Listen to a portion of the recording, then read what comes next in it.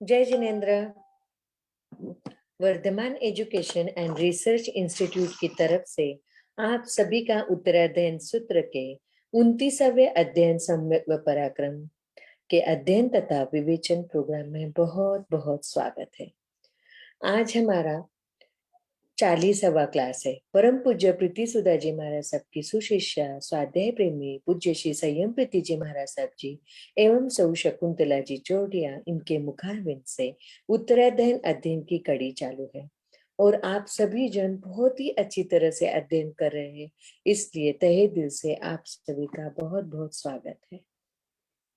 संयम प्रीति जी महाराज साहब जी हाँ, एक साथ मथेन वंदनामी, भावपूर्वक मथेन वंदनामी, श्रद्धा पूर्वक मथेन वंदनामी। बोलिए शांतिनाथ भगवान की जय, आचार्य भगवंत की जय।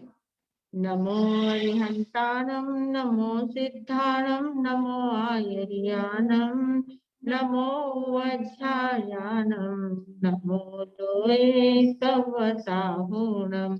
एषो पञ्चनमुक्तारो सर्व पापप्रणाशनो मंगलानं च सव्येतिं परमं हवै मंगलम्, परमं हवै मंगलम्। परम आदर श्री मिंदर स्वामी महाराज आपकी आज्ञा, भगवान आपकी आज्ञा, गुरु गोविंद जी महाराज आपकी आज्ञा। उत्तराध्ययन सूत्र के 29वें अध्ययन पर चर्चा करने की आज्ञा चाहते हैं। परम आदरणीय, परम वंदनीय, परम पूजनीय 24 तीर्थंकर भगवान, पंच परमेश्वरी भगवान तथा ज्ञानी ध्यानी त्यागी तपस्वी समस्त ऊर्जा महापुरुषों के चरणों में भावपूर्वक वंदन। आराध्य गुरुदेव पूज्य श्री आचार्य भगवान तपसी जी महाराज साहब, पूज्य श्री माता जी महाराज साहब आदि उत्तरी चरणों में भावपूर्वक वंदन। संस्कार भारती वाणी भूषण पूज्य श्री प्रीति सुधा जी महाराज साहब के चरणों में भावपूर्वक वंदन। यहाँ उपस्थित सभी श्रद्धावान, जिज्ञासु, धर्म प्रेमी भाइयों तथा सुशील बहन, हमारा उत्तराध्ययन सूत्र का 29वां अध्ययन, उसमें 46 प्रश्न हमने देख लिए हैं। 46 प्रश्न हो चुके हैं। आज हमारा 47वां प्रश्न है। 47 और 48 दो प्रश्न हम आज देखने वाले हैं। तो 47वां जो प्रश्न है उसमें मुक्ति की बात कही है। कल हमने देखा था, कल से श्रमण धर्म जो है, यति धर्म, जो 10 प्रकार के यति धर्म बताए गए हैं, खंती, मुक्ति, मध्यवे, अज्जवे वगैरह, तो वो सारे यति धर्मों के ऊपर चर्चा चल रही है। कल हमने खंती देखी थी। खंती यानी क्षमा। क्षमा यह आत्मा का गुण है, गुण के रूप में उसको धारण करना है। क्षमा का अर्थ यहाँ सहनशीलता किया गया है। पहले क्षमावणयायनम के वहां क्षमापना का अर्थ हमने किया था, क्षमा का आदान प्रदान करना, क्षमा करना और क्षमा मांगना, ये बात वहां पर हुई थी। और यहाँ पर हमने कल देखी थी कि सहनशीलता, क्षमा यह आत्मा का गुण है। धर्म यानी क्या होता है? जो वस्तु का स्वभाव होता है उसको धर्म कहते हैं। वस्तु का स्वभाव में रहना उसको धर्म कहते हैं। तो आत्मा का स्वभाव क्या है? तो आत्मा का स्वभाव क्षमा रखना है, सहनशीलता है, खंती, मुक्ति, मध्यवे वगैरह सारे ये आत्मा के स्वभाव है, ये धर्म है। तो ये 10 प्रकार के धर्म बताए गए हैं। उसमें दूसरा धर्म आज है मुक्ति। खंती हो गया और आज मुक्ति है। मुक्ति यानी मुक्ति का अर्थ होता है मुक्ति का अर्थ होता है निर्लोभता, मुक्त होना। मुक्ति का अर्थ होता है निर्लोभ होना, निर्लोभ होना, किसी प्रकार का लोभ मन में नहीं है। एक बार जो तथागत बुद्ध है उनके पास एक व्यक्ति आया, भक्त था उनका, और वो आके बैठा भगवान के पास, और बुद्ध के पास जैसे बैठा तो बुद्ध ने उसको उपदेश दिया, मुक्ति का मार्ग बताया, धर्म का मार्ग बताया, संसार में कैसे रहना चाहिए, ये सारे जीवन के कुछ रहस्यमय सूत्र उसको बताए। अब वो सभी सुनने के बाद उस व्यक्ति ने कहा कि भगवान, आप इतना मुक्ति का सरल सीधा मार्ग बता रहे हो, और दुनिया में इतने दुखी लोग हैं, इतने दुखी लोग हैं, सभी लोग दुखी ही हैं, और वो सभी लोग मुक्ति पाना चाहते हैं, तो फिर वो सभी लोग मुक्त क्यों नहीं हो पाते? क्यों उनको मुक्ति की प्राप्ति नहीं होती है? तो भगवान ने कहा, बुद्ध ने कहा कि देखो, तुम्हारा जवाब देने के पहले तुम मेरा एक काम करो। मैं तुमको एक काम बताता हूँ। उसने कहा कि अरे वाह, तथागत का काम करना ये बड़ा सौभाग्य की बात है, बोलो मैं क्या काम कर सकता हूँ। तो कहा कि तुम एक कागज और पेन लेके पूरी कौशाम्बी नगरी है, कौशाम्बी नगरी में जाओ, और सवेरे से तुम पूरी नगरी में जितने लोग तुमको मिलेंगे उनको किसको क्या चाहिए उसकी एक लिस्ट बना के लेके आना उसकी एक सूची बनाना। तो वो सूची बना के तुम शाम तक लेके आ जाओ। तो उसने कहा कि ठीक है। उसने कागज और पेन लिया और वो नगरी में चला गया। नगरी में जाने के बाद उसने देखा जो जो भी उसको मिलते गए, कोई धनवान मिले, कोई निर्धन मिले, कोई बड़े मिले, कोई छोटे मिले, कोई बच्चे मिले, युवा मिले, जैसे जैसे लोग मिलते गए सबको वो पूछता गया कि आपको क्या चाहिए, जिंदगी में आपकी क्या ख्वाहिश है, आपको क्या चाहिए। तो जो जो व्यक्ति जो जो बात बता रहा था उन बातों को वो लिस्ट करते गए कि इसको ये चाहिए, उसको वो चाहिए, हर एक व्यक्ति का नाम और उसके चाहत, इसकी लिस्ट वो बनाते गया। और ऐसे पूरे दिन भर लिस्ट बनाने के बाद शाम को वो वापस बुद्ध के पास आया। बुद्ध के पास आने के बाद उसने कहा कि ये देखो मैंने सूची बना के लाई है, सभी लोगों की जो चाहत है उसकी मैंने सूची बना के लाई है। बुद्ध ने कहा कि ठीक है, तुम बना के लाए हो तो तुम पढ़ो और मुझे बताओ कि किसको क्या क्या चाहिए। तो उसने कहा कि इसमें तो बहुत से लोगों ने धन मांगा है, बहुत से लोगों ने पद मांगा है, किसी ने प्रतिष्ठा मांगी है, किसी ने पुत्र की मांग की है, किसी ने पत्नी की मांग की है, किसी ने परिवार की मांग की है, किसी ने शिक्षा की मांग की है, मतलब आगे बढ़ना है और कुछ हासिल हो इस प्रकार की मांग की है, किसी ने सर्विस की मांग की है, बहुत ऐसे अलग अलग मांगे हैं। तो बुद्ध ने कहा कि ये बात तो ठीक है, उसमें किसी ने मुक्ति की चाह रखी है क्या? किसी ने कहा कि मुझे मुक्त होना है, मुक्ति की चाह है, ऐसा किसी ने लिखा है क्या? उसने कहा कि नहीं, ऐसा तो किसी ने भी नहीं लिखा है, एक भी व्यक्ति ने ऐसा नहीं लिखा है कि उसको मुक्ति चाहिए। तो बुद्ध ने कहा कि देखो, मुक्ति पाना बहुत सरल है, बहुत सहज है, हर एक के लिए वो सुलभ है, पर उसकी चाह होना जरूरी है। हम मनुष्य का जो मन होता है ना, मनुष्य मनोमय होता है, उसके मन में जो भावना आती है ना वो प्राप्त करके रहता है और वो उसको प्राप्त होती रहती है।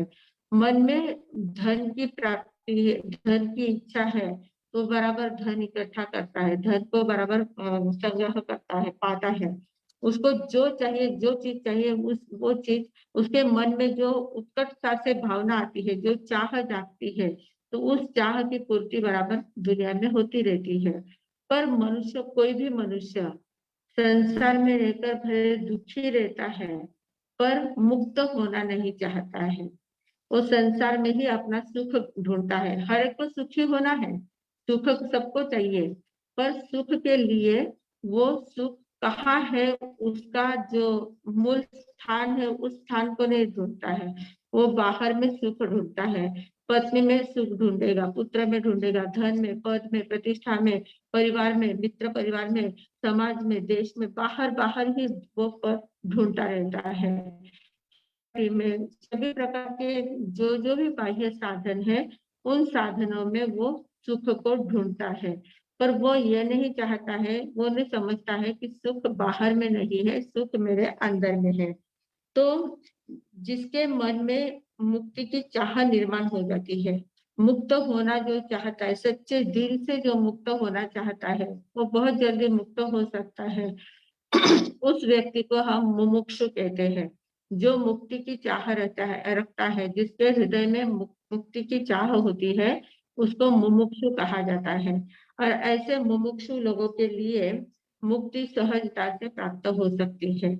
मुक्ति का अर्थ है निर्लोभता, निर्लोभ, निर्लोभ होना। निर्लोभ होना मतलब क्या? लोभ की चाह नहीं करना है, लोभ नहीं होना है, किसी भी प्रकार की चाह नहीं है, अलोभ अवस्था प्राप्त करना है। जो अलोभी होता है वो अपने आप मुक्त रहता है। किसी को, जिसको कुछ नहीं चाहिए वो सब कुछ पा लेता है, उसको सच्चा आनंद मिल जाता है। कहते हैं कि जिसको कुछ नहीं चाहिए वो है चाह गई चिंता गई, दिल हुआ बेपरवाह। चाह गई चिंता गई, दिल हुआ बेपरवाह। जिसको कुछ नहीं चाहिए वो है शहंशाह। जिसको कुछ नहीं चाहिए वो शहंशाह है। जो चाह और चिंता जिसकी चली जाती, चाह एक बार चली गई कोई अपेक्षा है, कोई लोभ है, कोई चाहत है, वो अगर चला जाता है तो फिर चिंता किसी बात की नहीं रहती है। हमारे मन में कोई चाह ही नहीं, कोई अपेक्षा ही नहीं है, तो चिंता का सवाल ही नहीं आता है। और चिंता नहीं है तो हम एकदम सुखी है, शांति है, कोई किसी प्रकार की कोई अपेक्षा नहीं होती है। क्योंकि चाह का साम्राज्य समाप्त नहीं होता है तब तक मुक्ति का साम्राज्य खुलता नहीं है। चाह का बहुत बड़ा साम्राज्य है, इच्छाओं का बहुत बड़ा साम्राज्य है, और वो इच्छाओं का साम्राज्य जब तक नहीं समाप्त होता तब तक मुक्ति का साम्राज्य खुलता नहीं है। और भगवान ने कहा है कि अगर अलोभी बनना है, अलोभ की साधना करना है, मुक्ति की साधना करना है। मुक्ति वास्तव में हमारा आंतरिक गुण है, आत्मा का गुण है मुक्त होना। आत्मा को कुछ नहीं चाहिए, आत्मा की किसी प्रकार की चाहत नहीं है, आत्मा के लिए कुछ नहीं चाहिए। शरीर के लिए सब कुछ चाहिए पर आत्मा के लिए कुछ नहीं चाहिए। पर आत्मा क्या करता है, अपने लिए कुछ नहीं करता है, और शरीर के लिए सब कुछ करता जाता है। इसलिए वो परिभ्रमण उसका बढ़ता जाता है, पर में अटका हुआ है और पर के लिए ही प्रयास करता रहता है, पर में ही ढूंढता है, पर के लिए ही प्रयास करता है। इसलिए वो स्व को भूल जाता है और उसकी इच्छा इतनी ज्यादा बढ़ती जाती है, तो इच्छाओं के कारण से वो अपने ध्येय को भी भूल जाता है। इतने इच्छाओं के साम्राज्य में ऐसा वो डूब जाता है, इच्छाओं की पूर्ति के पीछे ऐसा पागल बन जाता है कि उसका स्वयं का ध्येय क्या है वो ही भूल जाता है। तो इस प्रकार ये इच्छाएं बहुत ज्यादा हमें सताती है। मानव मन जो है इच्छा जैसी होती है, एक इच्छा जगी उसकी पूर्ति करने जाते हैं तो दूसरी इच्छा जागृत हो जाती है। इच्छाओं का कभी अंत आता ही नहीं है। इच्छा एक ऐसी प्यास है, इच्छा ऐसी प्यास है कि उसमें जितना पूर्ति का जल डालते जाओ वो उतनी ही ज्यादा तीव्रता से बढ़ती जाती है। जितना पूर्ति का जल डालते हैं उतनी वो इच्छाएं बढ़ती जाती है। भगवान ने कहा है कि इच्छा हो आकाश समान अनंतिया, इच्छा आकाश के समान अनंत होती है और उन इच्छाओं को कंट्रोल करना है। अगर हमें अलोभ की साधना करना है, मुक्ति की साधना करना है, तो मुक्ति की साधना करने के लिए क्या करना चाहिए?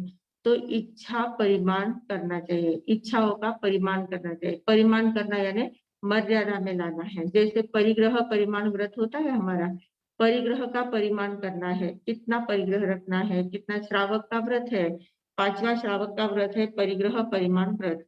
तो संग्रह जितना किया हुआ है, परिग्रह जितना किया हुआ है, उन परिग्रह पर कंट्रोल करना है। जो परिग्रह तो क्या है, जितना बढ़ाते जाओ उतना बढ़ता ही जाता है। जो जो चीजें हम इतने ज्यादा उसके अधीन बन जाते हैं, बहुत से हमारे घर में अगर हम देखेंगे तो बहुत सी चीजें ऐसी है कि जिनकी कोई जरूरत ही नहीं है। साल साल भर वर्ष वर्ष तक हम उन चीजों को देखते भी नहीं है, पर फिर भी वे हमारे घर में पड़ी रहती है। उन चीजों को हम इकट्ठा करके रखते हैं। तो ये जो परिग्रह की हमारी चेतना बन जाती है, परिग्रह बढ़ाने की चेतना बन जाती है, उस चेतना पर हमें कंट्रोल करना चाहिए। उस चेतना को कम करने के लिए इच्छा परिमाण व्रत को स्वीकार करना चाहिए, इच्छाओं को कंट्रोल करना है। इच्छा जागृत हो गई तो तुरंत उसकी पूर्ति करने के लिए प्रयास नहीं करना है। आज एक इच्छा जागृत हुई, उसकी पूर्ति नहीं की तो कल दूसरी भी इच्छा जागृत होगी, उसकी भी पूर्ति नहीं की। धीरे धीरे अगर इच्छाओं की पूर्ति नहीं करते गए तो धीरे धीरे मन को समझ में आ जाएगा कि अरे अपन जितनी डिमांड करते हैं उतनी पूरी होती नहीं है, तो जाने दो, डिमांड करना ही छोड़ दो। तो मन अपने आप इच्छाओं को छोड़ता जाता है। तो ऐसे जब इच्छाएं कम होती जाती है और इच्छाओं के भंवर में फंसना जब हमारा कम हो जाता है, इच्छाओं के भंवर से जब हम बाहर आने लग जाते हैं, तो हम वास्तविकता की धरती पर आते हैं। मुक्ति के राह पर हम चल सकते हैं, मुक्ति धर्म को हम प्राप्त कर सकते हैं। अंदर में जो हमारा मुक्ति का धर्म है, जो निर्लोभता का धर्म है, जो अलोभ का धर्म है, जो अकिंचनत्व का धर्म है, उस धर्म को हम प्राप्त कर सकते हैं। तो इसलिए गौतम स्वामी ने भगवान से पूछा कि हे भगवान, मुक्ति एनम भन्ते जीवे किम जनयेत्। हे भगवान, मुक्ति को प्राप्त करने से जीव को क्या लाभ होता है? मुक्ति की प्राप्ति से जीव को क्या लाभ होता है? मुक्ति अर्थात निर्लोभता। यहाँ मुक्ति का अर्थ क्या है? निर्लोभता। निर्लोभता हमारे अंदर जब पनपती है, किसी प्रकार का लोभ नहीं है, कुछ भी हमें नहीं चाहिए, हम एकदम सुखी रहते हैं। देखो आप, जितनी हमारी डिमांड कम रहती है ना, उतने हम आनंद में रहते हैं, उतने हम सुखी रहते हैं। और जैसे जैसे डिमांड बढ़ती जाती है, तो हमारी लोभ वृत्ति भी बढ़ती जाती है। इसके लिए एक छोटा सा उदाहरण है कि हम 99 के चक्कर में अटकते जाते हैं। 99 का चक्कर होता है, उसमें हम अटकते हैं। वो 99 का चक्कर क्या होता है? एक बार ऐसे ही एक बहुत बड़ा महल था, वहां सेठ सेठानी रहते थे, और उनके महल के नीचे ही एक झोपड़ी थी। झोपड़ी में रहने वाले लोग थे, गरीब लोग रहते थे। झोपड़ी थी, उसमें एक परिवार रहता था। उस परिवार में छोटे बच्चे भी थे, पति पत्नी और छोटे बच्चे, ऐसा एकदम सुखी परिवार वहां रहता था। और वो लोग इतने आनंद में रहते थे। परिवार का जो बड़ा एक व्यक्ति था, झोपड़ी में जो रहने वाला व्यक्ति था, वो बाहर जाता, दिन भर कमाई करके आता, और शाम को पत्नी एकदम गरम गरम उसको भोजन खिलाती। सब लोग झोपड़ी के बाहर खटिया डाल देते, आराम से बैठते और इतना आनंद का अनुभव लेते थे। और वो जो महल था, महल में सेठ और सेठानी रहते थे। तो सेठानी जी जो थी, वो हर रोज बाहर गैलरी में खड़ी रहती, अपने महल के बाहर गवाक्ष में खड़ी रहती, और वो नीचे जो झोपड़ी वाले लोग थे उनको देखती रहती थी। और वो विचार करती रहती थी कि इन लोगों के पास कुछ भी नहीं है, इतनी सी झोपड़ी है, सामान भी कितना कम है, पैसे भी नहीं है इनके पास, कुछ भी नहीं है, पर फिर भी वे कितना आनंद में रहते हैं। रोज शाम को मैं देखती हूँ, सब बाहर से वो कमाई करके आदमी आता है, और वो पत्नी उसकी इतनी सेवा करती है, और बच्चे इतने खेलते हैं, आनंद में रहते हैं। कितना सुखी परिवार है, इनके पास कुछ भी नहीं है, फिर भी इतने सुखी है। और मेरे पास तो इतना बड़ा महल है, इतना धन संपत्ति सब कुछ है, फिर भी मेरे मन में शांति नहीं है, आनंद नहीं है। ये लोग जितना आनंद ले रहे हैं, उसका आधा हिस्सा भी मैं नहीं आनंद उठा पा रही हूँ। तो ऐसा क्यों है? ऐसा रोज रोज चिंतन करते थे। तो उसने एक दिन अपने पति से कहा, पति सेठ जी बाहर से आए थे, सेठ जी ने कहा कि क्या देख रही हो सेठानी जी, क्या चिंतन चल रहा है आपका? तो उसने कहा कि देखो ना, वो परिवार जो है, झोपड़ी में रहने वाला परिवार है, कितना सुखी परिवार, कितना आनंदी है, कितने हंसते खेलते रहते हैं, कितने मजा कर रहे हैं। और हम है कि इतना धन हमारे पास होते हुए भी हम उदास है। आप दिन भर काम में लगे रहते हो, मैं अकेली घर में रहती हूँ, मुझे कुछ क्या करना कुछ समझ में नहीं आता है, और दिन भर उदासी में बैठी रहती हूँ। तो सेठ जी ने कहा कि अच्छा, उन लोगों के सुख का रहस्य तुमको जानना है। देखो मैं अभी बताती हूँ, वो लोग अभी तक 99 के चक्कर में नहीं आए हैं ना, इसलिए सुखी है। अगर 99 के चक्कर में आ जाते हैं तो उनका सुख कैसे गायब हो जाता है, देखना। तो पत्नी कहती है कि ये 99 का चक्कर क्या होता है? बोले मैं तुमको कल प्रैक्टिकल बताता हूँ। तो दूसरे उसी दिन रात में सेठ जी ने क्या किया, एक पोटली बनाई, एक थैली ली, और उस थैली में 99 सिक्के डाले, 1-1 रुपए के डॉलर जो होते हैं, वे 99 डॉलर उस थैली में डाले, और वो थैली उस उसके झोपड़ी के बाहर में रख दी। अब रात को वो लोग आराम से सोए हुए थे, सवेरे उठे और अपने काम में लगने लगे, काम में लगे। जैसे उन्होंने झोपड़ी के बाहर झोपड़ी का दरवाजा खोला और बाहर आए, तो देखा तो वहां एक पोटली पड़ी हुई है, थैली पड़ी हुई है। तो उस जो वो पति था, उस पति ने वो थैली उठाई, और थैली उठाई और देखी, अरे इसमें तो पैसे हैं। तो एकदम से उसको आश्चर्य हो गया कि अब इतने सवेरे सवेरे मेरे दरवाजे में किसने पैसे रखे हैं।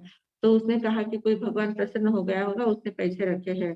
तो बोला कि चलो देखते हैं कितने पैसे हैं, क्या है, गिनते तो है। तो गिनने के लिए बैठे, तो उसमें 99 रुपए थे। 99 रुपए थे। तो उस आदमी ने कहा कि देखो, 100 रुपए में सिर्फ 1 रुपया कम है, 99 रुपए अपने पास है, सिर्फ 100 रुपए में 1 ही रुपया कम है। आज ऐसा करता हूँ, मैं थोड़ी मेहनत ज्यादा करूंगा, 1 रुपया एक्स्ट्रा कमाता हूँ। रोज मैं कितना कमाता हूँ, अपने को जितना लगता है उतने ही पैसे में कमाता हूँ, ज्यादा एक्स्ट्रा पैसे हमारे पास नहीं होते हैं। अब कुदरत ने हमको इतने पैसे दिए हैं, तो 1 रुपए के लिए थोड़ी सी मेहनत ज्यादा करूंगा और पैसे कमा के लाऊंगा। पत्नी ने कहा कि आप तो कमाते ही हो, ऐसा करती हूँ, मैं भी थोड़ा सा हाथ पार लगाती हूँ, मैं भी थोड़े से काम पे जाती हूँ, मैं भी थोड़ा कुछ कमा के लाती हूँ, तो आपके अपना 1 रुपया उसमें बढ़ जाएगा। तो ऐसे करके दोनों पति पत्नी काम के लिए चले गए। अब दिन भर दोनों ने काम किया और शाम के समय दोनों थके मांदे आए। पैसे तो कमा लिए, 1 रुपया तो कमा लिया और थके मांदे दोनों आए। अब रोज पति आता था तो पत्नी एकदम आराम से उसको सब कुछ देती थी, हंसते खेलते एकदम चलता था उनका। आज पत्नी भी इतनी थक के आई थी, वो भी इतना काम करके आई थी, तो अब रसोई कौन बनाए और कौन दे। फिर उनको थोड़ी सी चिड़चिड़ होने लग गई। वो पति कहता है कि जल्दी से लगाओ रसोई बनाओ, मुझे बहुत भूख लगी है। पत्नी कहती है कि मैं क्या बैठी थोड़ी हूँ, मैं भी तो दिन भर काम करके आई हूँ, थोड़ी देर तक रुको, मैं करती हूँ रसोई। इस प्रकार थोड़ी सी रकझक उनमें शुरू हो गई। अब 100 रुपए तो उनके बन गए थे। 100 रुपए बन गए तो उन्होंने तुरंत सोचा कि इतने रुपए से क्या करेंगे। अब हम ऐसा करते हैं, सभी के लिए नए नए कपड़े लेके आते हैं। पत्नी ने कहा कि कपड़े तो ठीक है, कपड़े तो लाना ही है, घर में अमुक अमुक वस्तु नहीं है, ये चाहिए वो चाहिए, एक एक डिमांड उनकी बढ़ती गई। तो पति ने कहा कि 100 रुपए में तो इतनी सभी बातें पूरी नहीं होगी, तो हम ऐसा करते हैं, थोड़ा और ज्यादा कमाते हैं, रोज की थोड़ी मेहनत और ओवर टाइम करते जाएंगे और पैसे कमाते जाएंगे तो हमारी डिमांड पूरी होती जाएगी। ऐसे करते करते दोनों इतने काम में लग गए और उनके घर में जो सुख शांति थी, वो शांति एकदम गायब हो गई। और रात में दोनों थके मांदे आते थे, दोनों चिड़चिड़ करते थे, बच्चों को भी चिड़चिड़ करते थे, बच्चे भी एकदम डरते थे। मम्मी पापा दोनों चिड़चिड़ कर रहे हैं, दोनों डांट रहे हैं, एक दूसरे को से झगड़ रहे हैं, तो बच्चे भी एकदम सहम के बैठ जाते थे। जो हंसी मजाक का जो वातावरण था, वो वातावरण पूरा बदल गया। क्यों बदल गया?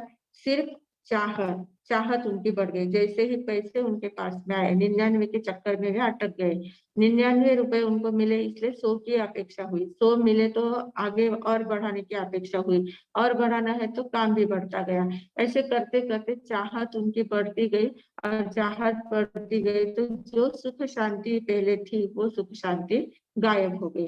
तो इस प्रकार ये 99 का चक्कर होता है। इसमें जब मनुष्य अटक जाता है तो वो कभी शांति और सुख को पाता नहीं है। वो आगे के आगे ही आगे बढ़ता ही जाता है, उसकी इच्छाएं बढ़ती ही जाती है।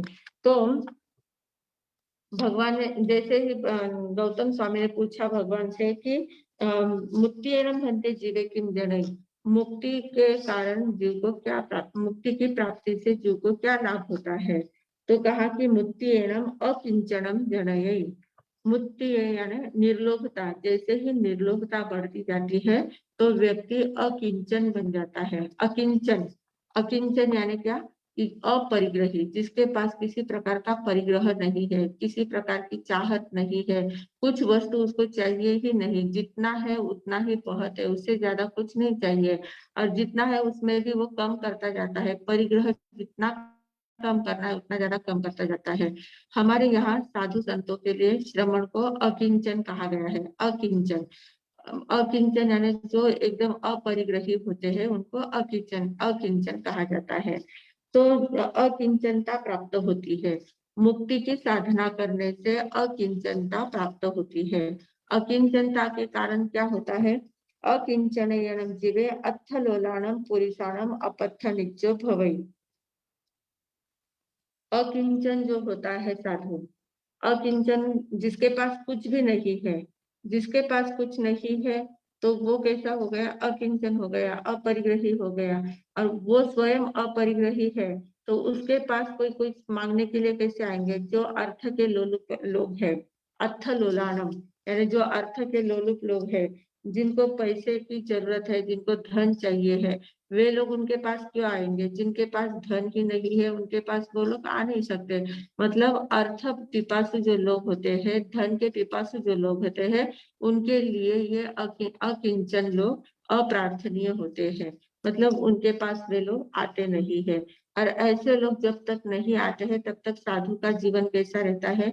सुख शांति में रहता है। किसी प्रकार की कोई झंझट नहीं रहती है, किसी प्रकार की कोई दुविधा स्थिति नहीं रहती है, एकदम अकिंचनत्व उनके जीवन में रहता है। उसके कारण से उनको आनंद आता रहता है। कहते हैं कि साधु का जो सुख होता है, जो अणगार होते हैं, अकिंचन अणगार होते हैं, उन अणगारों का जो सुख है उसके समक्ष चक्रवर्ती का सुख, इंद्र का सुख, ये सभी सुख एकदम गौण हो जाते हैं। इनका सुख कुछ भी नहीं है उनके सामने। क्योंकि उनको कुछ नहीं चाहिए, फकीरी होती है, कुछ भी नहीं चाहिए। जिसको कुछ नहीं चाहिए वो है शहनशाह, वो शहनशाह जैसा होता है। क्योंकि जहाँ कुछ चाहिए हमको, तो जहाँ चाहिए वहां दीनता आ जाती है। किसी से कुछ मांगना है, किसी से कुछ लेना है, तो वह हमारे मन में दीन भावना आ जाती है। मांगने की भावना, मांगने वाला तो कभी भी नीचे ही रहता, मांगने वाले के हाथ ऐसे खुले रहते हैं, देने वाले के हाथ ऊपर रहते हैं। तो देने वाला श्रेष्ठ हो जाता है, मांगने वाला निकृष्ट हो जाता है। तो जिसके मन में चाह है वो मांगेगा, जिसके मन में चाह होती है, लोभ होता है, लालसा होती है, इच्छा होती है, वो मांगने का काम करता है, मतलब वो निकृष्ट जीवन जीता है। और जो देने वाला होता है वो श्रेष्ठ जीवन जीता है। और जिसको कुछ चाहिए ही नहीं, जिसको न देना है न लेना है, कुछ भी नहीं चाहिए, संसार से, संसारी चीजों से जो एकदम मुक्त अवस्था में है, तो उसको किसी प्रकार की कोई चाहत नहीं है, तो वो अपने में ही सुखी है। क्योंकि उसने आत्म रस का आस्वाद लिया हुआ है। आत्मानंद के रस का आस्वाद जिसने ले लिया है, उसको बाहर में किसी बातों में रस आता ही नहीं है, और बाहर की कोई चीजें उसको अच्छी लगती ही नहीं है। अकिंचनत्व उनके जीवन में उतर जाता है, अकिंचनत्व गुण उनका जागृत हो जाता है। और उस अकिंचनत्व जो गुण के कारण से वे एकदम सुखी और समाधानी समृद्ध होते हैं। अंतर का वैभव उनका समृद्ध बनाता है, अंतर का वैभव बढ़ता जाता है। जितनी बाहर की चाहत कम रहती है, उतनी अंतर की वैभव ऐश्वर्यता बढ़ती जाती है। और साधु सिर्फ बाह्य उपकरणों से ही अकिंचन नहीं होता है, दो प्रकार से अकिंचन होता है। एक द्रव्य से अकिंचन यानी बाह्य वस्तुओं का परिग्रह नहीं रखता है, धन दौलत वगैरह बाहर की जितनी भी चीजें हैं, उन चीजों का बिल्कुल भी उनको परिग्रह नहीं होता है। तो वो द्रव्य से तो अकिंचन होता ही है, बाह्य परिग्रह से मुक्त होता ही है, पर आंतरिक जो परिग्रह है, कषाय है, राग द्वेष है, क्रोध आदि जो कषाय के भाव है, इन भावों से भी वो अकिंचन बन जाता है। इन भावों को भी वो अपने में रहने नहीं देता है, उन भावों को भी निकाल देता है। जितने भी विभाव है, विभाव को निकाल देता है, स्वभाव में रममान करता है। ऐसी उसकी विशेषता आ जाती है। जो अकिंचन हो जाता है, अंतर बाह्य अकिंचनता आ जाती है। बहुत से लोग क्या होते हैं, अकिंचन भी दो प्रकार के होते हैं। एक ऐसे होते हैं जिनका पाप का उदय आया हुआ है, उनके पास जो कुछ था सब कुछ चला जाता है, एकदम अकिंचन हो जाते हैं, उनके पास दरिद्रता आ जाती है, बाह्य दरिद्रता आ जाती है, और मन भी उनका दरिद्री बन जाता है। तो ये जो अकिंचनता है, ये अकिंचनता श्रेष्ठ नहीं कहलाती है, ये पाप का उदय है। पापोदय के कारण से ये दरिद्रता है, ये अकिंचनता है। पर जिसके पास सब कुछ होते हुए भी जो छोड़ देता है, वो अकिंचन कहलाता है। जिसके भरत चक्रवर्ती के पास इतना 6 खंड का राज्य था, पर जिस समय उनको केवल आरिसा भवन में उनका चिंतन जागृत हो गया कि शरीर का जो वास्तविक रूप क्या है, ये बाकी के आभूषणों के द्वारा मैं सुंदर दिखता हूँ या मेरा वास्तविक रूप सुंदर है, तो उस वास्तविकता को देखने के लिए जब उनका चिंतन जागृत हो गया, तो फटाफट फटाफट सभी बातें उनकी छूटती गई। अंतर से वे अपरिग्रही हो गए, अंतर से अंतर बाह्य अपरिग्रही हो गए। तो छठ खंड के अधिपति थे, राजभवन में थे, राजभवन में होते हुए भी वे मुक्ति का आनंद ले रहे थे। मुक्ति कहीं ऊपर सिद्ध शिला में जाने के बाद ही मिलेगी ऐसी बात नहीं है। हम जहाँ है वहीं पर मुक्ति का आनंद ले सकते हैं। मुक्ति का आनंद सिर्फ निर्लोभता से आता है। जितनी निर्लोभ वृत्ति हमारी बढ़ती जाएगी, उतना मुक्ति का आनंद हमारा बढ़ता जाता है। तो मुक्ति का आनंद अगर लेना है, तो इच्छाओं के ऊपर कंट्रोल करना है, इच्छाओं का परिमाण करना है। और इच्छाओं का कंट्रोल अगर जैसे जैसे बढ़ता जाएगा, वैसे वैसे अंदर से अकिंचनता जागृत होगी। अकिंचनता जैसे जागृत होती जाएगी, वैसे वैसे मुक्ति का आनंद प्राप्त होगा। तो ये है हमारा 47वां सूत्र। 43वें सूत्र में कहा है कि मुक्तिणम हन्ते जीवे किं जनयै, मुक्तिणम अकिंचनत्वं जनयै, अकिंचनेनम जीवे अत्थलोलानम अपत्थनिजो यादि भवै। यानी अकिंचनत्व जब हमारे पास आ जाता है, हम एकदम निर्धन मतलब अंतर बाह्य अपरिग्रही हो जाते हैं, तो फिर जो अर्थ लोलुपी लोग रहते हैं, उनके लिए हम प्रार्थनीय नहीं रहते हैं, वो हमारे पास आते नहीं है ज्यादा। जिनको अर्थ की, धन की अपेक्षा है, संसार वृद्धि की अपेक्षा है, वो लोग ऐसे सच्चे संतों के पास नहीं जाते हैं, फकीरों के पास नहीं जाते हैं। फकीर तो क्या है, फकीर तो फकीर होते हैं। वे कोई संसार की बातें मांगने आए तो वो क्या कहेंगे, हमने सब कुछ छोड़ा है तो तुमको कहाँ से देंगे, हमने सब कुछ छोड़ दिया है, हम सब कुछ छोड़ के, संसार को छोड़ के संन्यास ग्रहण किया है, तो तुमको संसार की बातें कैसे हम दे सकते हैं। तो वो उनके पास वो जाते ही नहीं है। वो कहाँ जाएंगे, जिनके पास धन दौलत है, जो देवी देवता है, जो प्रसन्न करने वाले हैं लोगों को, जो लोभी वृत्ति वाले लोग होते हैं, उन्हीं के पास वो जाते हैं। तो साधु के पास ऐसे लोग नहीं आ पाते हैं।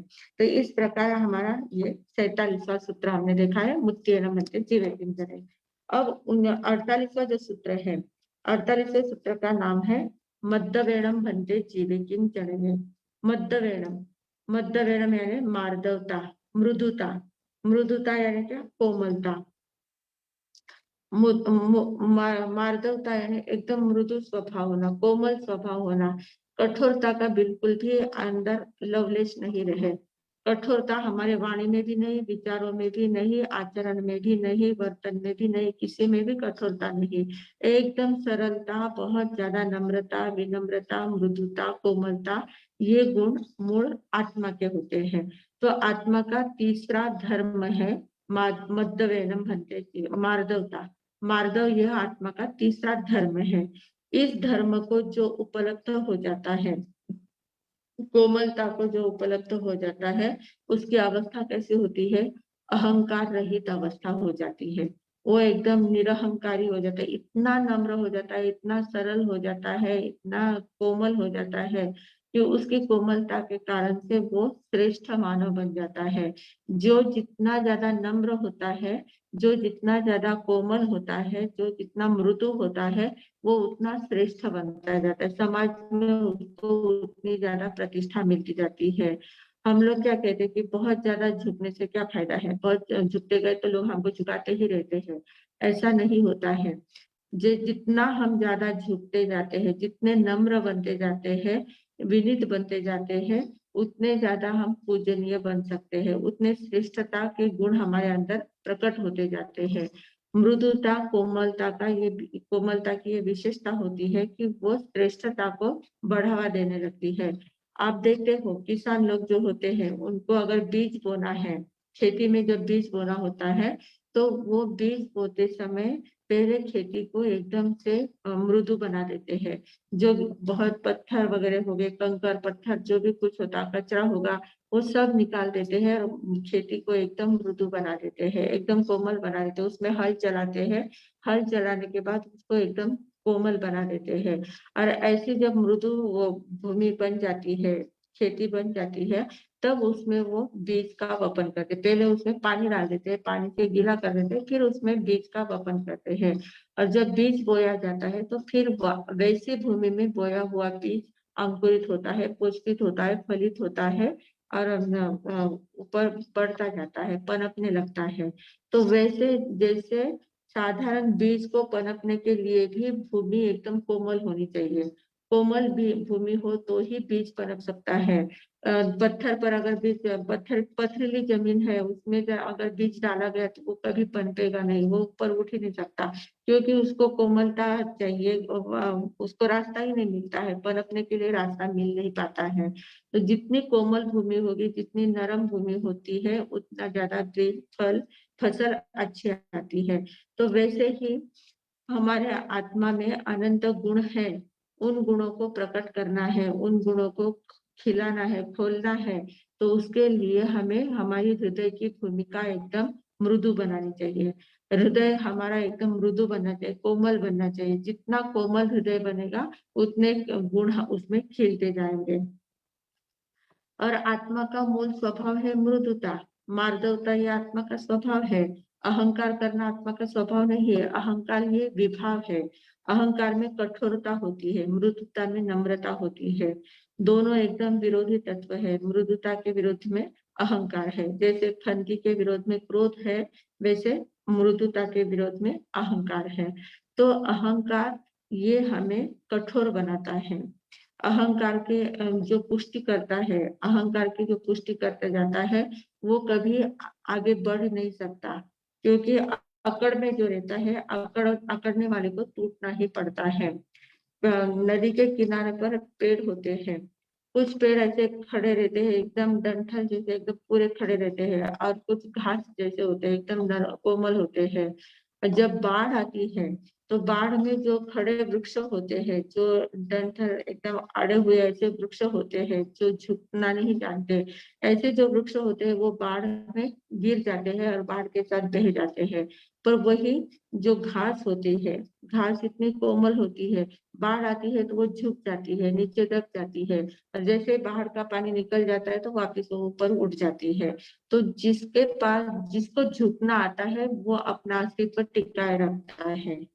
जिसको झुकना आता है वो अपना अस्तित्व टिकाए रखता है। जो अकड़ता है उसको टूटना पड़ता है। जो अकड़ता है वो टूटता है, और जो झुकता है वो टिका रहता है। ये बहुत बड़ा नियम, सृष्टि का नियम है। तो वैसे ही हमारे आत्म गुणों का भी ये नियम है। हमें अगर झुकने की चेतना हमारी बन जाती है, झुकने की चेतना जब हमारी बन जाती है, तो झुकने के कारण से हम बहुत महान बनते जाते हैं, हमारी श्रेष्ठता हमारे जीवन में आती जाती है, सद्गुणों का विकास हमारे अंदर होता जाता है।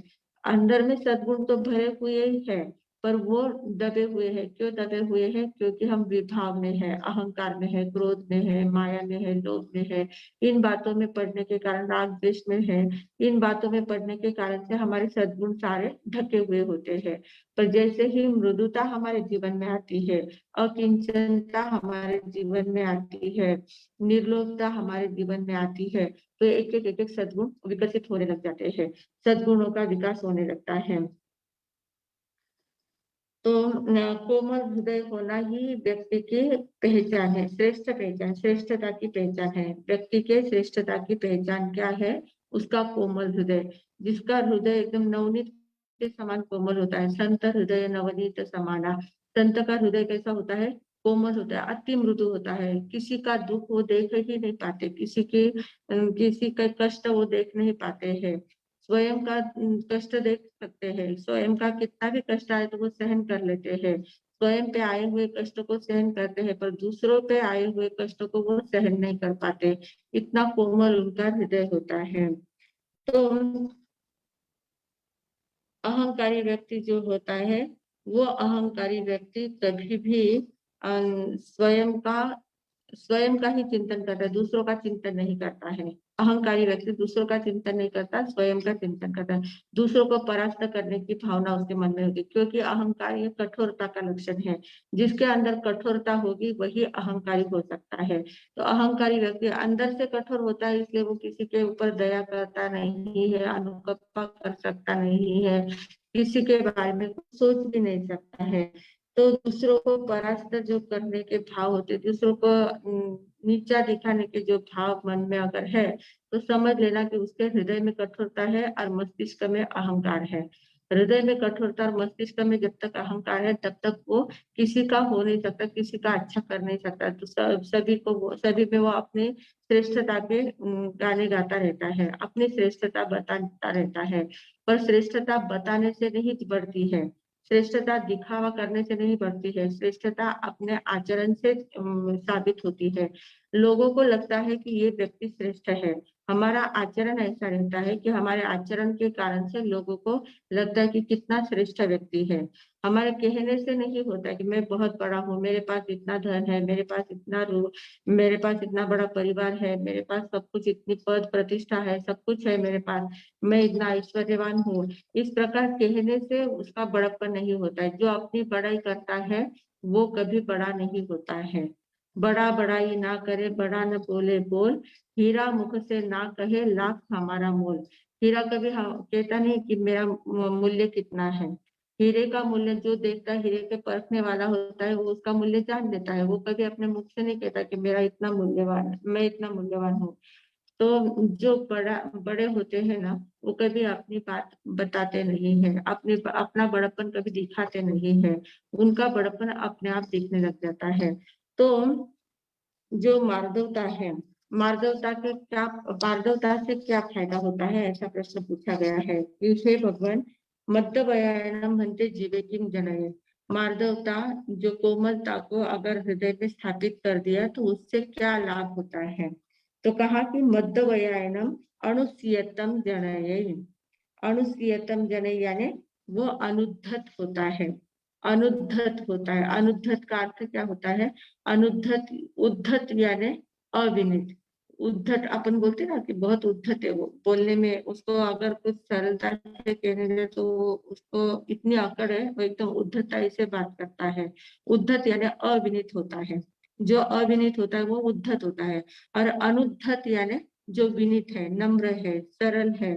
तो विनित भाव, अनुद्धतता उसमें प्राप्त हो जाती है। अनुद्धतता का गुण उसमें आ जाता है, मतलब विनितता का गुण आ जाता है, विनम्रता का गुण उसमें प्रकट हो जाता है। और अनुसीयतेनम जीवे म्यू मध्यव संपन्ने अर्थमय ठाणायिम निष्ठावेयी। मतलब अनुद्धत, अनुद्धत जो हो जाता है, जो विनित हो जाता है, तो विनित होने वाला अनुसीयतनम जीवे म्यू मध्यव संपन्न, मृदु और मार्दवता से संपन्न हो जाता है, कोमलता से वो संपन्न होता है, सरलता कोमलता उसके जीवन में आ जाती है।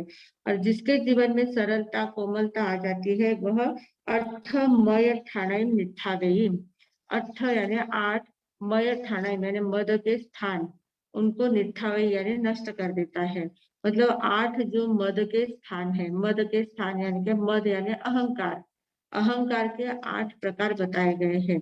हमारे यहाँ अहंकार के 8 प्रकार बताए गए हैं। भगवान ने कहा है कि अठई मय ठाणे, 8 प्रकार के मद होते हैं जिसके कारण से व्यक्ति अहंकार करता है। अहंकार करने के 8 लक्ष्य कारण होते हैं। कौन से हैं। पहला है जाति मद। जाति मद यानी अपने आप को अहंकारी व्यक्ति जो होता है वो कहता है कि देखो मेरी जाति कितनी उच्च है। जाति और कुल, ये दोनों बातें होती है। कुल और जाति दो बातें होती है। जाति पितृपक्ष की होती है और कुल जो होता है वो मातृपक्ष का होता है। कुल जाति का भी मत करते हैं, कुल का भी मत करते हैं। जाति मत यानी मेरे पिता ऐसे थे, मेरे दादाजी ऐसे थे, हमारी खानदानी इस प्रकार की है, मैं इतने उच्च जाति का हूँ, इतना ज्यादा जाति का कुल करते हैं, मद करते हैं, अहंकार करते हैं। और कुल मद, दूसरा है कुल मद। कुल मद यानी मेरा ननिहाल ऐसा है, मेरे मामा इतने बड़े हैं, मेरे नाना जी इतने बड़े थे, मेरे ननिहाल में ऐसा ऐसा चलता है, मेरे माता जी के पियर में इस प्रकार का इतना वैभव है, इतना ऐश्वर्य है, ऐसा है वैसा है, उसका भी अहंकार करते हैं। मेरे मामा इतने बड़े हैं, मेरे नाना इतने बड़े हैं, उसका भी अहंकार करना। तो ये कुल मद हो गया, मेरा कुल कितना महान है इस प्रकार। फिर है बल मद। बल मद यानी मैं इतना बलवान हूँ, मुझे तो मेरे सामने तो कोई भी आ जाए, मैं तो ऐसे 1 सेकंड में उसको परास्त कर सकता हूँ, इतनी शक्ति मेरे अंदर है। अब शक्ति होना बहुत अच्छी बात है, शक्ति है तो अच्छा पुरुषार्थ करो, पुरुषार्थ में उस शक्ति को लगाओ, अच्छे कामों में उस शक्ति को लगाना चाहिए। पर अहंकार, उसका भी अहंकार करते हैं, मेरे में इतनी ताकत है, तुम इतना भी नहीं कर सकते, देखो मैं सहजता से इतना काम कर सकता हूँ। इस प्रकार बल का भी अहंकार आ जाता है। तो बल बल मद यानी मैं इतना बलवान हूँ, मैं कितना बलवान हूँ, मुझे कोई परास्त कर ही नहीं सकता, मेरे सामने तो कितने लोग पानी भरते हैं, मुझे, मैं किसी के सामने झुकता नहीं हूँ, इस प्रकार अपने बल का अहंकार करता है। और बल का अहंकार करने के बाद जाति मत, कुल मत, बल मत, फिर है रूप मत। मैं कितना सुंदर हूँ, मेरे, मुझे तो ये ऐसा ऐसा अच्छा लगता ही नहीं है, मैं मेरे अपने सौंदर्य का खुद ही अहंकार करना है, मेरे जैसा कोई नहीं है, मैं एकदम रूप सुंदर हूँ, मेरा रूप कितना सुंदर है, मेरी हाइट कितनी अच्छी है, मेरी बॉडी कितनी अच्छी है, मेरा कलर कितना अच्छा है, मेरे नए नक्श कितने सुंदर है, मेरे जैसा कोई है ही नहीं, इस प्रकार की भावना मन में रहती है।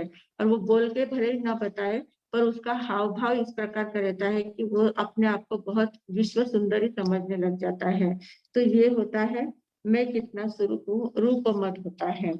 फिर है तप मत।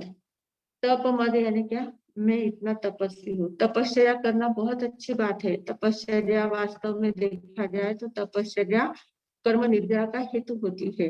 तपस्या के द्वारा कर्मों की निर्जरा की जाती है। पर अगर वही तप हमारे अहंकार का पुष्टि का कारण बन जाए, अहंकार पुष्टि का कारण अगर तप हमारा बनता है तो उस तप से कर्म बंध बढ़ते हैं। निर्जरा तो दूर रही, उल्टा कर्म बंध होते जाते हैं। तप का भी अहंकार करते हैं लोग।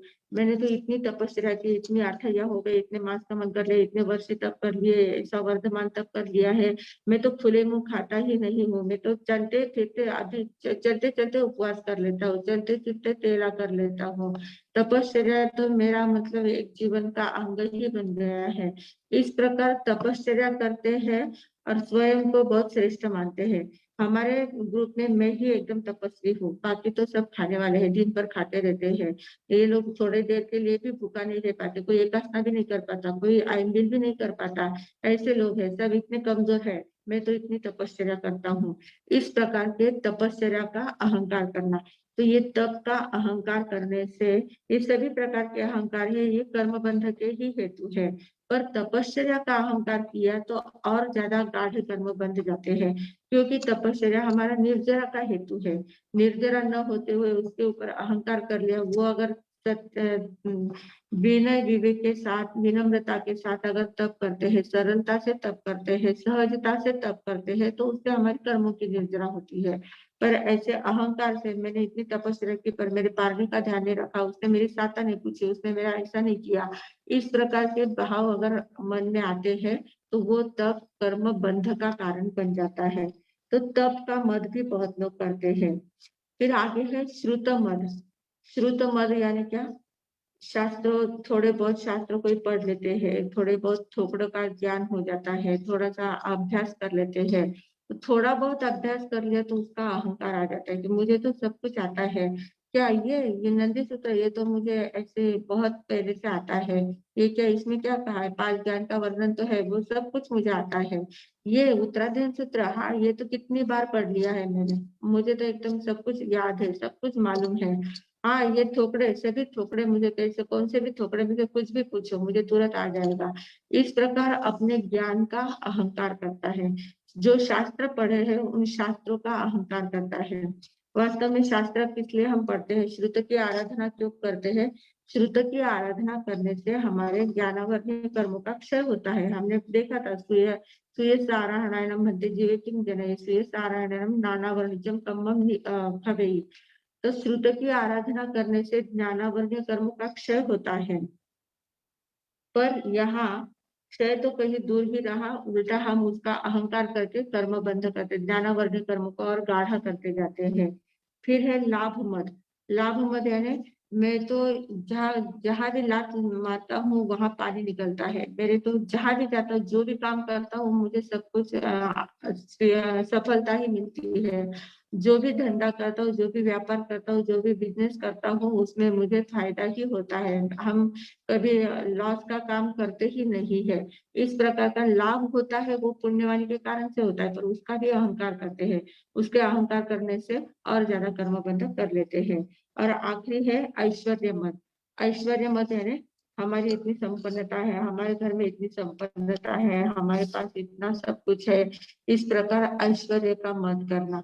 तो ये जो 8 मद के स्थान है, 8 बातें जो अहंकार की बातें हैं, इन अहंकार की बातों से वो जो जो मृदु हो गया है, मार्दव हो गया है, मार्दवता का आराधक हो जाता है, उसके जीवन से ये 8 ही प्रकार के मद नष्ट हो जाते हैं।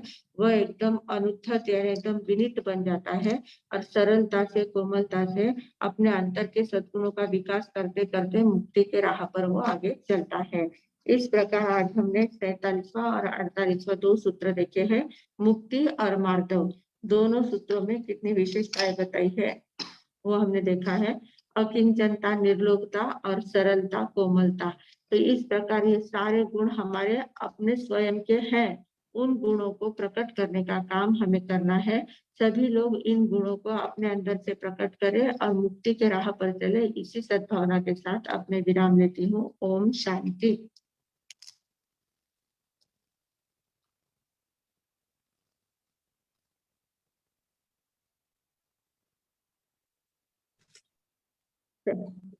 शकुंतला मथनंदन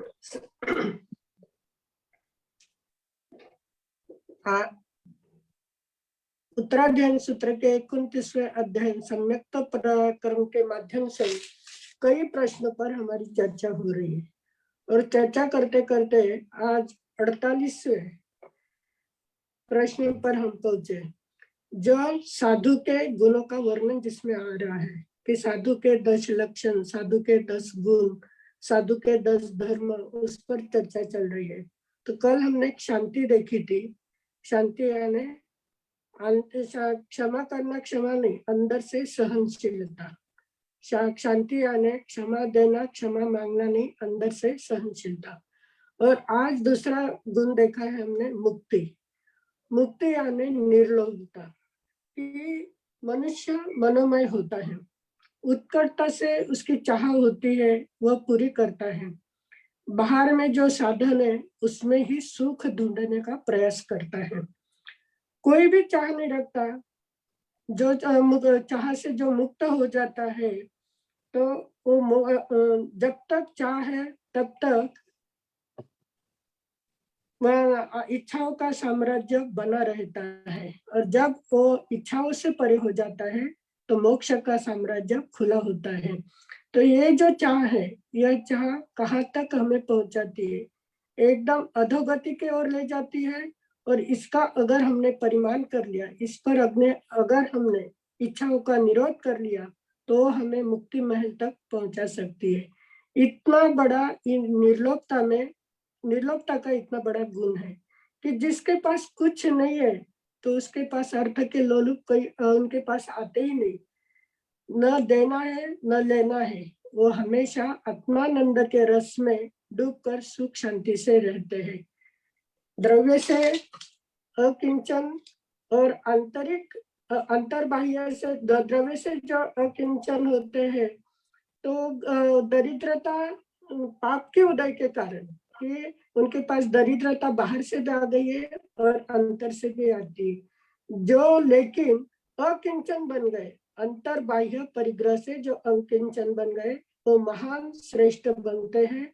और उस श्रेष्ठता के कारण वो मुक्ति के मार्ग को अपने आप खोल देते हैं। यह अर्जव मुक्ति का आज हमने ये देखा है। और दूसरा है अर्जव। अर्जव और मार्दव, हमारे सब ने अर्जव और मार्दव दोनों को एक कर दिया। दोनों का अर्थ वही एक है, मृदुता। आपने शायद 49 भी ले लिया आज वर्ष। अर्जव यानी मृदुता, कोमलता। जो आर्जव नहीं लिया, शुरू में मार्दव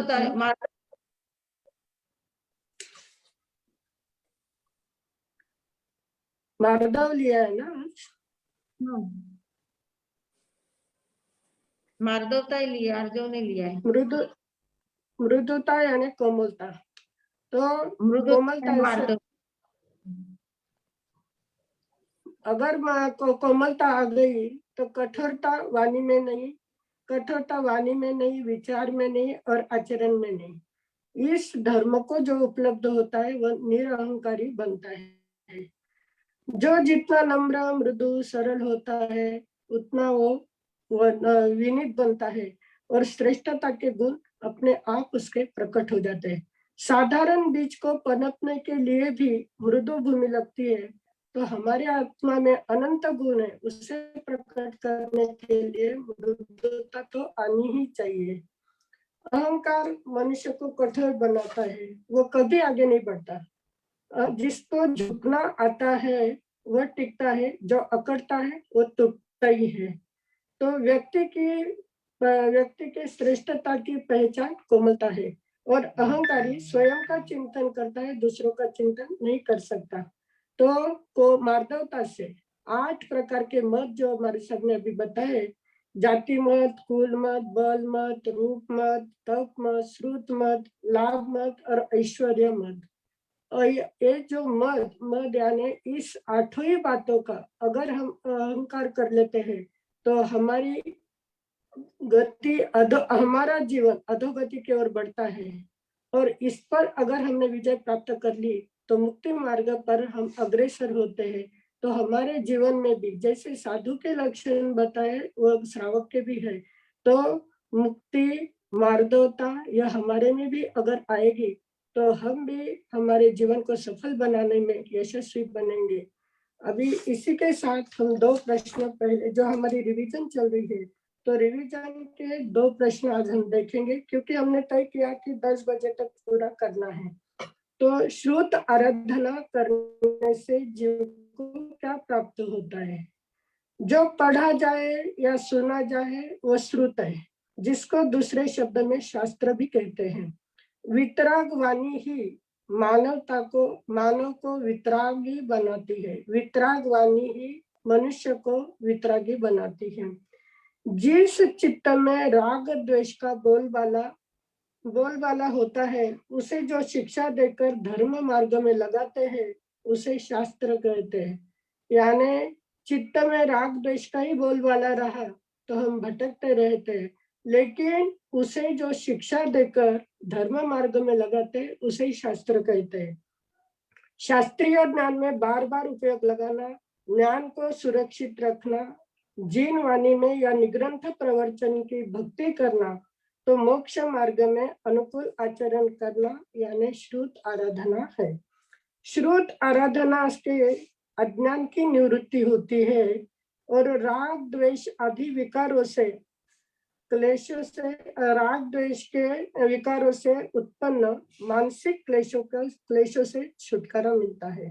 अर्थात श्रुत आराधना मुक्ति के मार्ग पर चलने की राह बताती है और उसके साथ हमारे ज्ञानावर्णीय कर्म का क्षय होता है। तो श्रुत आराधना से ज्ञानावर्णीय कर्म का क्षय होकर हम मुक्ति मार्ग पर अग्रसर होते हैं। और उसके साथ दूसरा प्रश्न पूछा था कि एकाग्र मन को एकाग्रता से स्थित करने में जीव को क्या प्राप्त होता है? मन एक प्रकार की ऊर्जा है। मन एक चिंतन का साधन है। मन अनिंद्रिय है, अर्थात मन चतुष्पर्शी पुद्गलों से बना हुआ एक अदृश्य तत्व है, जो कि शक्ति पुंज है। शक्ति पुंज होते हुए भी मन चंचल होता है।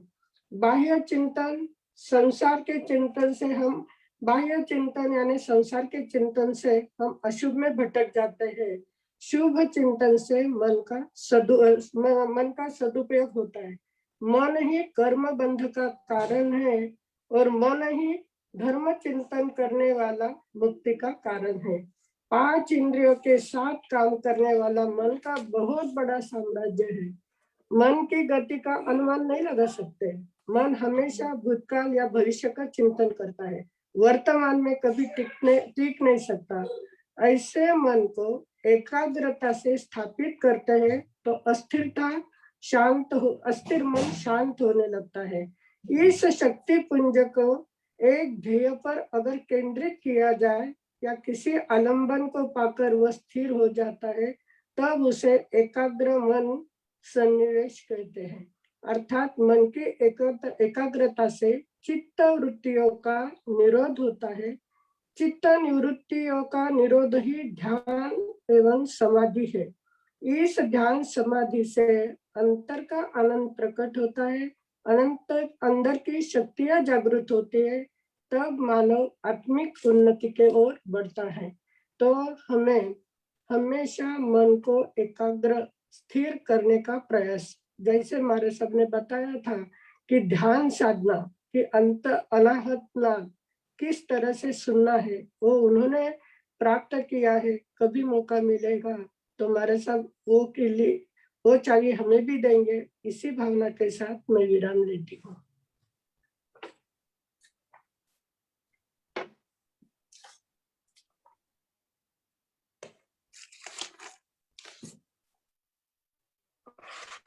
अर्चना अभी हाँ शीतल जी। मोहतरमी बंदामे महाराज साहब, मेरा प्रश्न कल का जो सहनशीलता का था, अपना प्रश्न था, उसी के ऊपर है। कल आपने द्रौपदी जी का एग्जाम्पल दिया था। वही द्रौपदी जी जब चील हरण हुआ तब उन्होंने सबको शापित किया था, उसी के वजह से महाभारत हुआ था। तो फिर वहां पे वो सहनशील, मतलब जब वो मैंने कल ही पूछा था, जब आप पे कोई अत्याचार करता है वो टाइम आप सहनशील कैसे रह सकते हो? तो वैसे ही द्रौपदी जी पे जब अत्याचार हुआ तो वो सहनशीलता उन पे नहीं आई, उन्होंने तो सबको शापित कर दिया और उसकी वजह से महाभारत हुआ। उसकी वजह से नहीं हुआ, उस समय नहीं हुआ, महाभारत पहले हुआ।